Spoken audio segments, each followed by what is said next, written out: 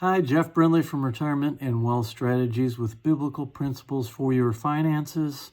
Here today from my home office.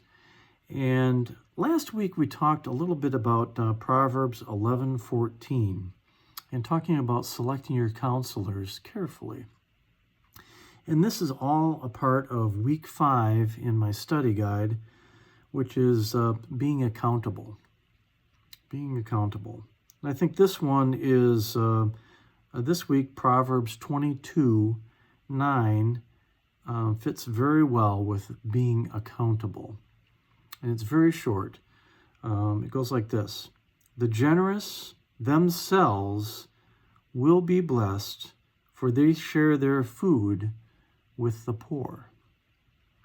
And generous, you could be sharing food, could be sharing clothing, could be sharing your finances, whatever it is. Basically, the generous themselves will be blessed.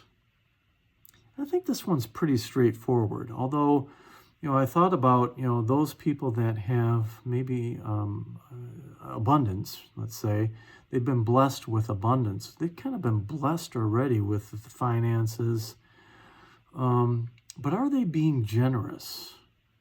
Are they being generous? They may be giving kind of what's left over to the church, to the poor. Is that being generous? One of the things that I always think about is, what about the story of the widow in Mark 12:41 through 44? She gave her last few cents. She gave pretty much everything she has in that, right? She was more generous than the richest person that was there in the crowd that day. So that's something to think about. We talked a little bit about tithing a couple weeks ago, and I think that's something to think about, something to pray about. You may have abundance, you may not, but how generous are you? I've talked about praying about that, right, in the past. So one of my questions about the widow that gave everything that she had, do you think that she was blessed and rewarded in heaven? I think so.